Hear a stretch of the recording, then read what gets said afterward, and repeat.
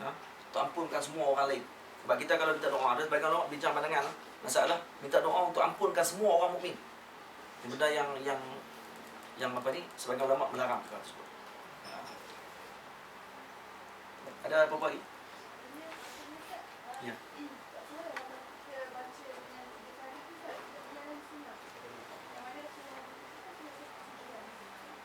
Nabi ajar kita sebanyak apa? 3 kali? 7 kali. Dah, apa ni, kalau niat nak menyalahi sunnah, tak boleh. Niat nak menyalahi sunnah saja, memang Nabi suruh 7 saja, aku tak mau buat 3 kali. Kalau tak boleh Tapi kalau kata dia niat kata 3 kali, Allah innallaha witrun yuhibbul witr. Itu pun witir juga, termasuk witir. Tak ada masalah. Dan suruhan Nabi 7 kali itu bukan suruhan wajib. Suruhan tu suruhan untuk mandub, untuk suruhan sunat. Sunat kita buat gitu. Jadi bukan wajib. Jadi apa maksud mandub ni? Kalau ada suruhan tu suruhan mandub yang sunnah, maksudnya kalau buat dapat pahala, tak buat tak ada masalah. Sebab dia af'al mukallafin. Perbuatan kan, dan masuk lagi dalam masalah hukum 5 tu. Boleh faham tak? Tak ada masalah apa? Ada soalan lagi?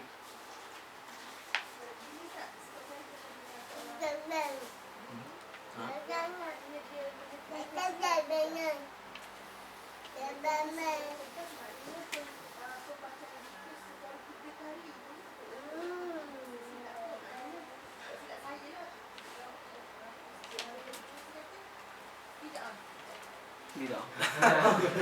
Betul bid'ah. Memang betul bid'ah. Sebab Nabi tak buat.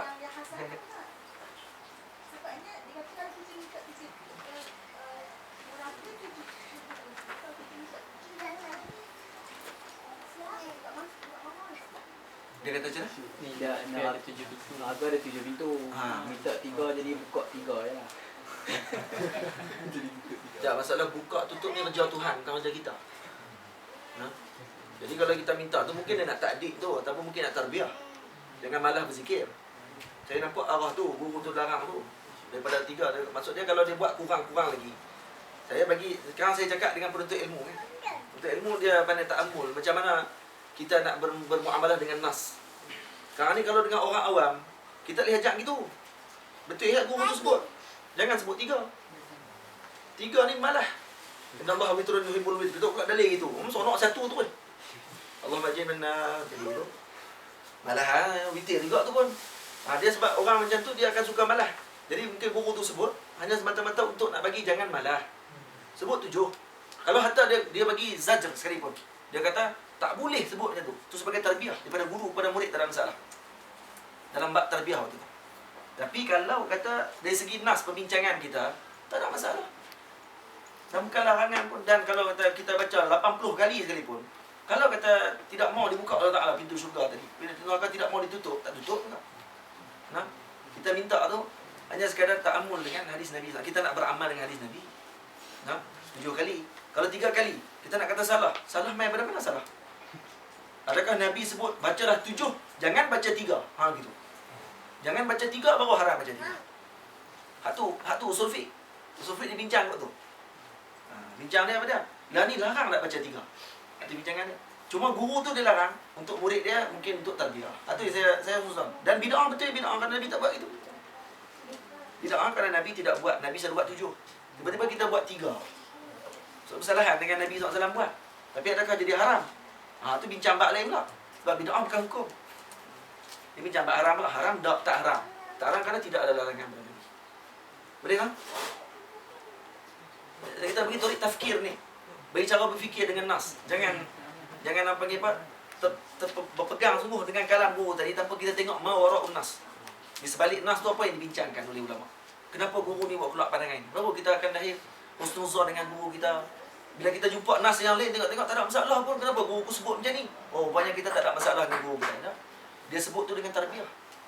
Dia biar tarbiyah tak ada masalah. Saya tidak langsung rasa syok bersangka kat guru saya tadi. Walaupun sebenarnya tak ada larangan pun nak baca 3. Nampak tak?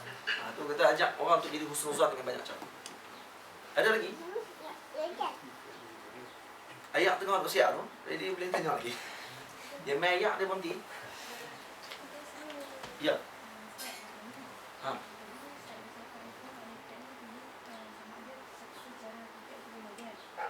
Macam mana? Tulis. Ha. Ya.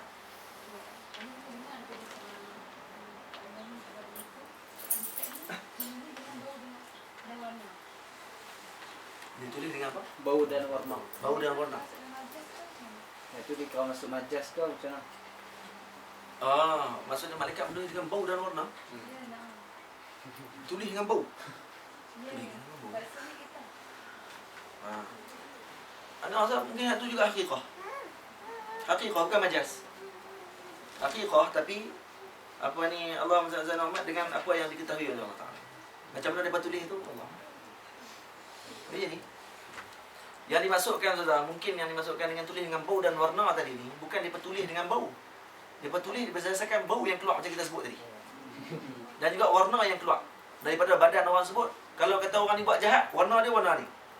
Kalau buat baik, warna dia warna ni. Contoh buat jahat, biru. Baik yang hijau putih. Contoh. Gitu. Contoh kan.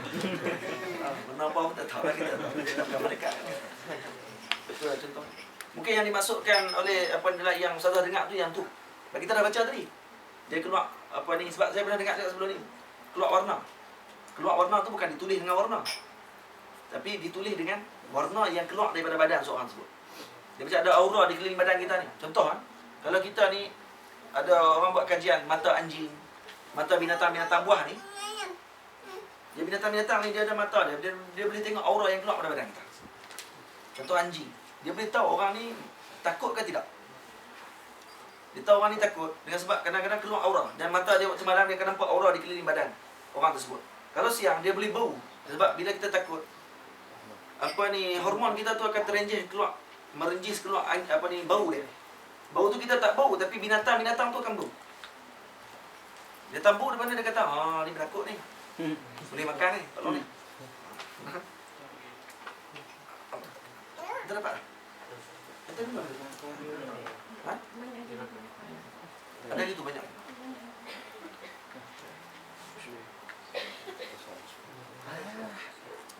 Ada lagi?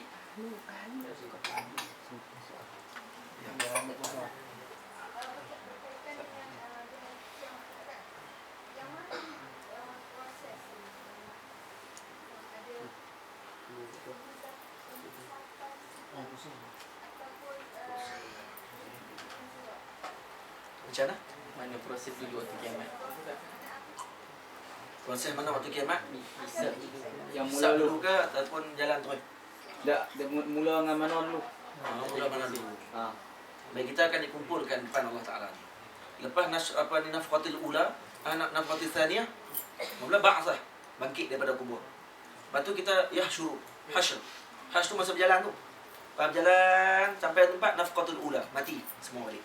Lepas mati, nafqatul thaniyah bangun balik. Lepas bangun baru akan mula hisab. Dimulakan hisab tadi akan dibuat jazak lah, maksudnya bawa jazak. Jazak akan ditunjukkan amalan kita balik semua masing-masing. Hai Muhammad, akan tunjukkan amalan kita apa semua sekali. Lepas tunjuk amalan kita apa semua, barulah akan ditimbangkan amalan kita. Lepas ditimbang, waktu tu ada syafaatul uzma Nabi SAW. Lepas tu barulah kita akan berjalan ke syurga. Nah, lepas hisab, lepas ditimbang mizan, naiklah titian sirat. Lepas tu tengok tak sampai ke tak. Sampai titian sirat, lepas titian sirat tak sampai lagi, ada qantarah pula. Qantarah ni yang satu yang kadang terlepas dalam kitab-kitab. Kitab-kitab lama ada sebut qantarah. Qantarah ni satu tempat yang mana akan dibalas balik pada orang yang mana ketika di dunia dulu dia buat silap. Dia dah lepas dah titian sirat. Tengok sampai di depan ada qantarah. Qantarah ni lah. Waktu ketika kita ada hutang ke orang, Pak Don ni kata dia tak bayar lagi. Masukkan dia dalam neraka. Tajam tu, masuk neraka. Ada dia tajam balik. Ni yang orang Arab dulu. Kata Syekh Yusri, orang Arab dulu kalau kata berkelahi, dia akan sebut antaziruka fil qantarah. Ataupun dalam bahasa mereka istannak. Istannak fil qantarah. Tunggu hang di qantarah. Di qantarah tu bila lepas titian sirat. Nampak dia sebut tu lagi bahaya. Habis orang Tamadar tak sebut lah. Arak sama arak tak sebut pun dia tak faham. Dia tak faham. Binatang tu lah. Binatang pun akan juga. Binatang akan dibalas sama-sama mereka, kemudian akan jadi tanah. Manusia binatang. Dia buat. Hmm? Manusia binatang pun. Binatang pun sama. Binatang akan buh balik manusia tu kalau dia buat saja. Kalau dia kambing, kita saja pergi sepak pada kambing tu akan sepak pada kita. Lepas sepak dia jadi tanah balik. Kita akan kekal. Dia akan di tanah. Nah. Ya. Ada lagi? Ya? Gambaran untuk kontrol. Saya nak gambar. Cuma gambaran dia sebelum masuk syurga. Maksudnya lepas titian sirat tu, ada lagi satu tempat lagi. Tempat tu untuk nak tengok pula lepas betul ke tidak. Untuk disambut dengan kompang ataupun diterajang balik masuk neraka. Boleh lah? Yang berkenaan Ya. yang berkenaan dengan tak masuk syurga sebab neraka azab mana-mana. Ada tak ada dalam ahli sunnah. Manzilah baina manzilatain itu Mu'tazilah. Mu'tazilah akan sebut manzilah baina manzilatain. Duduk atas pagar. Mana nak ayat? Tak Nabi Allah Musa. Ha? Kan lepas dia lepas Fir'aun Nabi tu. Ha? Kata Nabi Allah Musa tak ada minum. Dia tak minum susu kan. Lepas tu main saudara dia dia Nabi Allah tu. Wallahu a'lam. Main saudara dia. Dia ambil. Kan lepas Fir'aun ambil tu. Nabi Allah Musa tak minum susu. Tak minum susu. Tak minum susu. Dengan Fir'aun buat. Tak minum susu ni lah. Susu. Susu lembu. Ada susu. Apa-apa pun dia tak makan lah. Lepas tu main saudara dia kata. Dia ambil. Wallahu a'lam. Tengok ni. Kita tengok apa? Tak boleh. Tak boleh. Dia tu. Kalau sebut bawah tu ni kalangan yang batin. Tak ada. Betul tak apa. Sebab apa dia tak minum susu? Sebab main saudara dia kata. Tak ada orang yang boleh. Lepas tu kembali balik. Itu janji Allah. Kembali balik. Dah mak dia balik. Kalau orang kembali balik. Oh, bab minum waktu kecil ke? Dia Waktu kecil. Waktu kecil memang lah. Nabi Musa dia tidak minum susu. Melainkan sebab doa mak Nabi Musa. Apa ni Yohanes. Mak Nabi Musa kan Yohanes. Yohanes dia doa kepada Allah Taala. Apa ni jangan bagi dia minum susu siapa-siapa. Minum susu. Maksudnya suruh kembalikan balik pada. Jadi nak bagi Allah Taala nak bagi jangan bimbang. Kamu akan sentiasa nampak Musa alaihissalam. Kan Nabi Musa sebelum ni dia letak dalam oven. Dalam tempat bakar tu. Letak dalam bakar. Dia pun main cari. Kan nak cari dalam bakar. Yang tak dalam bakar tu mak dia. Belum letak sebab bakar tu tak bakar. Tapi kakak Nabi Musa. Kakak Nabi Musa nak masak apa tu dia pergi bakar tu. Dia ulat pergi pasang. Dia akan tahu kata ada Nabi Musa dalam tu. Dia tolong pergi bakar. Boh. Lepas tu mak dia duduk depan ni duduk jaga takut-takut Fir'aun main. Sebab dia tanda semua rumah-rumah yang perempuan mengandung. Perempuan mengandung semua dia tanda rumah. Dia tengok main cek tengok perempuan yang mengandung, dia tanda rumah. Jadi akan cukup bulan, dia cek dah tengok, bawa doktor. Bawa doktor cek ni berapa bulan ni? Doktor mana? Doktor zaman Fir'aun sakan je. Nampak apa doktor zaman Fir'aun? Hammurabi. Hammurabi ni dia doktor besar. Dan juga dia seorang lagi doktor yang tu lagi Imhotep. Imhotep kan ada dalam filem apa ni Mami dia kan. Imhotep tu doktor besar zaman Firaun dulu. Dia doktor besar. Sihir pula doktor lagi. Ada kitab dia. Jadi kitab Imhotep. Imhotep ni dia picek tengok. Tengok doktor apa ni. Ni akan beranak lagi 3 bulan. Lagi 3 bulan kita akan main. Bukan dia pergi tanda tu 9 bulan batu pun main gila. Masa tuan nak cerdik je. Dia main bulan yang tak ada setiap kali dengan buku ni. Buku cek tengok siapa beranak dalam bulan. Punya kalut tu. Dah kali bila main cek satu tibalah zaman Nabi Musa tu. Dia ini cerita Firaun ni dia time. Tahun ni siapa beranak selamat. Tahun ni siapa beranak tak selamat. Dia tak gitu. Selama berapa puluh tahun. Setahun ni siapa beranak tahun ni selamat. Jadi ada pengampunan tengoklah. Tahun depan ni akan kena. Sebab dia tengok dari segi pengiraan dia, tahun-tahun tersebut, tahun-tahun ganjil apa semua ni yang bahaya. Siapa beranak tahun ganjil kena. Tengok dia cerita Nabi Musa lahir tahun ganjil tu. Dia tak nak ujian Allah Ta'ala. Dia tak lahir zaman. Boleh tak Allah Ta'ala nak pilih zaman selamat? Boleh. Tapi nak abang atau perjuangan Nabi Allah Ta'ala ni, perjuangan yang susah. Hatta daripada kecil, daripada mak beranak tu pun kena susah. Untuk nak berjuang, nak bagi lahir anak yang akan berjuang agama Allah Ta'ala. Itu fik sirah dia tu. Nak keluar fik sirah pula, dia fik sirah Nabi-Nabi. Lepas tu, dia cerita dia. Main zaman, tengok zaman yang kena tu, zaman Nabi Musa lahir tu, zaman yang memang Fir'aun tidak ada letak tahu tu memang kena bunuh budak-budak lelaki. Budak perempuan diselamatkan.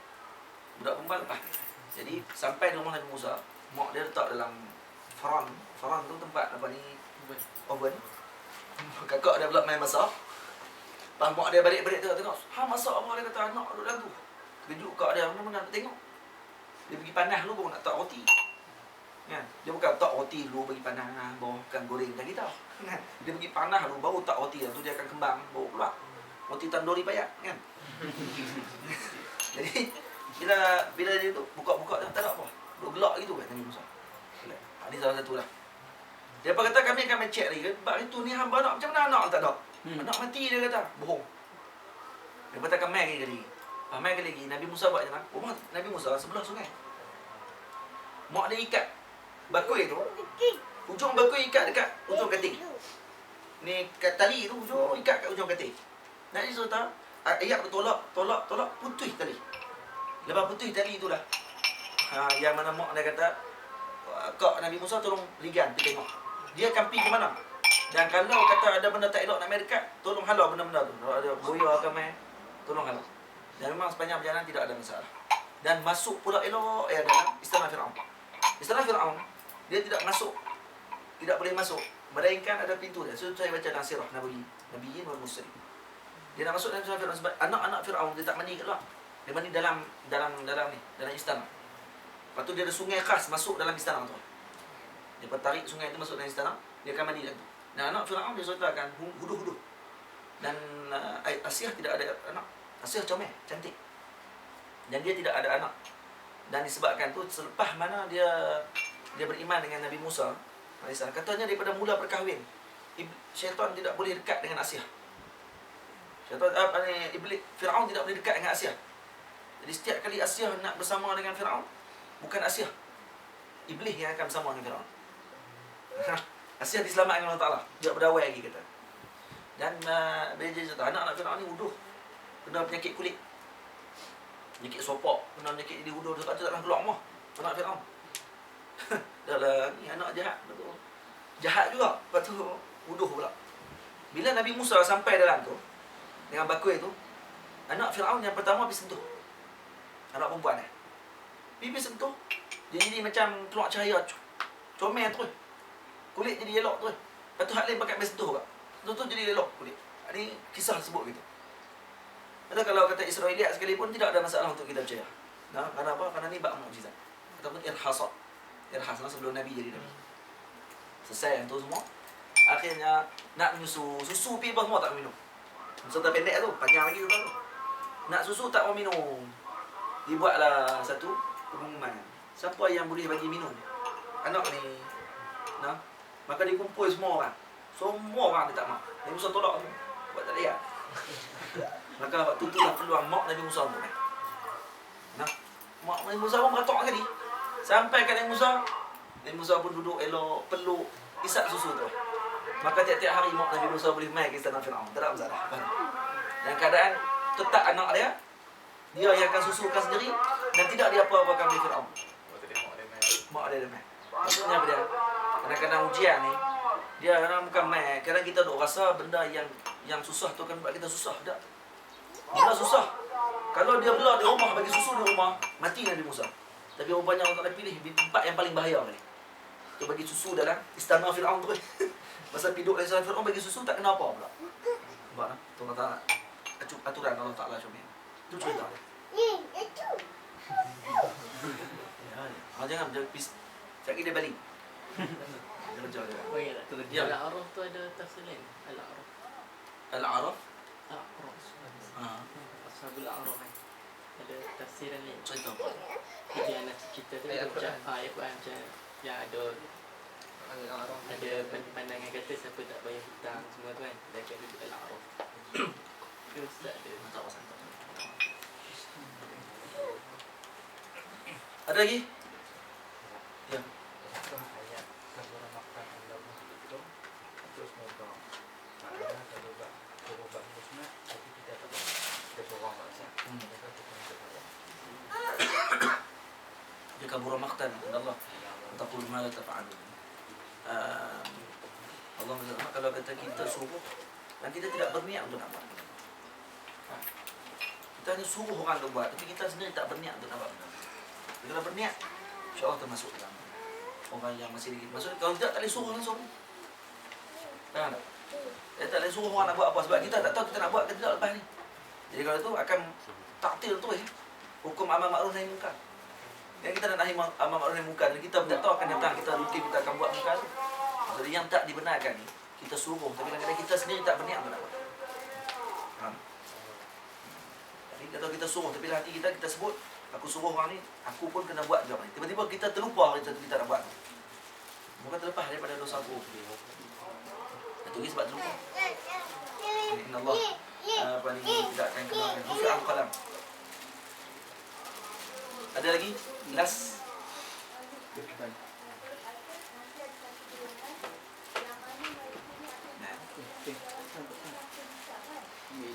Ya, macam mana? Satu golongan masuk juga terberisik. Ha.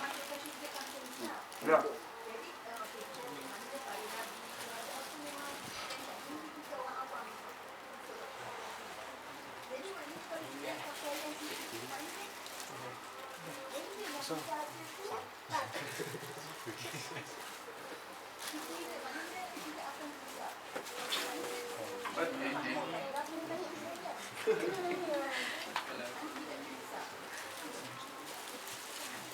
Oh, macam mana?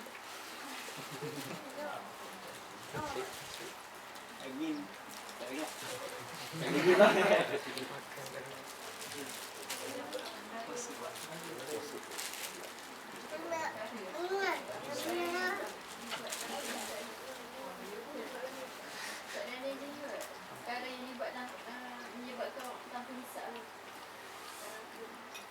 Oh, apa? Oh, nak tanya amalan apa lah? Yang buat terberisik ni antaranya sebut dalam Sahih Bukhari ada seorang lelaki yang duduk dalam dia dah depan Allah Taala dia hisap juga. Sebab apa dalam Quran Allah Taala sebut dah wasaufa yuhasabu hisaban yasira. Kamu akan dihisap juga. Saufa yuhasab. Kamu akan dihisap tetapi hisaban yasira. Maka Sayyidina Aisyah kata apa? Al-yasir pun ada balak. Yasir pun dah balak ya Rasulullah. Ini pun dah balak. Lepas tu Nabi cerita ada seorang lelaki. Yang lelaki ni di depan Allah Taala dia dihisap.